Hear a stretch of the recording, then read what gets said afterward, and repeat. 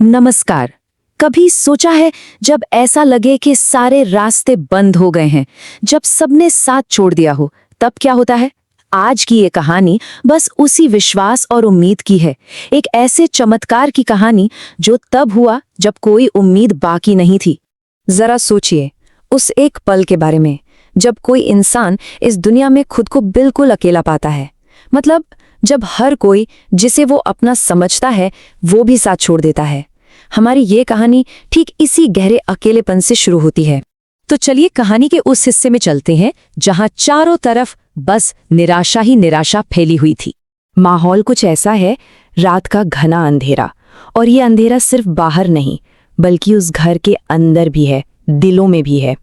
और इस अंधेरे को और गहरा बना रही है बाहर की तेज बारिश, मूसलाधार बारिश। ऐसा लग रहा हो मानो आसमान भी उस घर के दुख में साथ रो रहा हो। और इन सब के बीच में है एक टूटा फूटा सा घर जो गरीबी और लाचारी की जीती जागती तस्वीर बना हुआ है।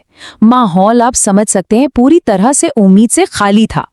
अब इस घर के अंदर है दो लोग, एक बेटा जो गरीब है, भूखा है, दिन रात मेहनत करता है, लेकिन आज वो भी लाचार है, बस रो रहा है। और दूसरी तरफ है उसकी माँ जो बहुत ज्यादा बीमार है और उसकी हालत सुधरने की जगह लगातार बिगड़ती ही जा रही है। हालात बहुत बहुत ज्यादा नाजुक थे। बेटी की हर कोशिश बेकार जा रही थी और वो बेचारा अपने माँ को अपनी ही आंखों के सामने धीरे धीरे खो रहा था। और यहीं ठीक इसी पल कहानी में एक नया मोड़ आता है। कहते हैं ना, जब इंसान के सारे रास्ते बंद हो जाते हैं तब वो विश्वास का दरवाजा खटखटाता है। तो जब उस लड़के को कुछ और नहीं सूझा, कोई और रास्ता नहीं दिखा, तो वो अपनी आखिरी बची खुची उम्मीद लेकर पास के हनुमान मंदिर की तरफ चल दिया। बस वही उसका आखिरी सहारा थे। वो मंदिर पहुंचा और बस सच्चे दिल से प्रार्थना करने लगा। उसकी आवाज में दर्द था, बेबसी थी। उसने बस यही कहा, हे बजरंगबली, दुनिया में सबने मेरा साथ छोड़ दिया है, अब तो बस आप ही सहारा हो। ये एक टूटे हुए दिल की सीधी पुकार थी। और पता है क्या कहते हैं कि जहां सच्चे दिल से पुकार होती है वहां सुनवाई भी जरूर होती है। अब कहानी उस पल की तरफ बढ़ रही है जहां चमत्कार का पहला इशारा, पहला संकेत मिलता है। हुआ ये कि जैसे ही उस लड़के ने अपनी प्रार्थना पूरी की, अचानक मंदिर के अंदर हवा का एक तेज झोंका आया और जो दिया अब तक बिल्कुल धीमा धीमा जल रहा था, वो अचानक से भभक कर तेज जल उठा। ये कोई मामूली बात नहीं थी, ये एक इशारा था, एक संकेत कि उसकी प्रार्थना सुनी जा रही है। ये घटना, ये कोई आम हवा का झोंका नहीं था। ये इस बात का साफ सबूत था कि कुछ बहुत बड़ा, कुछ असाधारण होने वाला है। एक चमत्कार बस होने ही वाला था। तो अब कहानी के उस मोड़ पर आते हैं जो आज तक एक रहस्य बना हुआ है।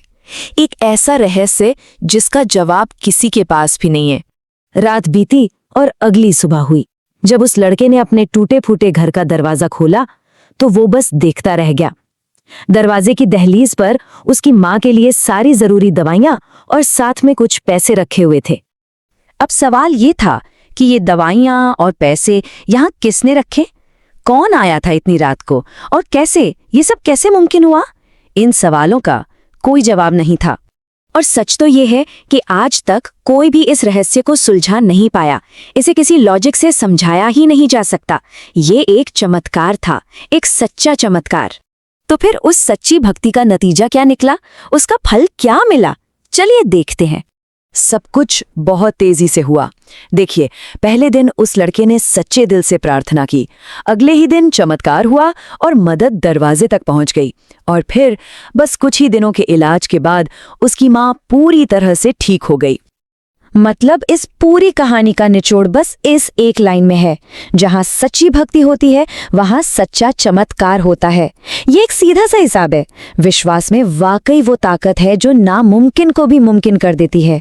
तो आखिर में ये कहानी बस एक ही बात सिखाती है, एक बहुत गहरा संदेश देती है कि जहां सच्ची श्रद्धा होती है ना, जहां अटूट विश्वास होता है, वहां मदद किसी न किसी रूप में पहुंच ही जाती है। और लोग तो यही कहते हैं कि ऐसी जगहों पर खुद बजरंगबली आकर हर मुश्किल से पार लगाते हैं।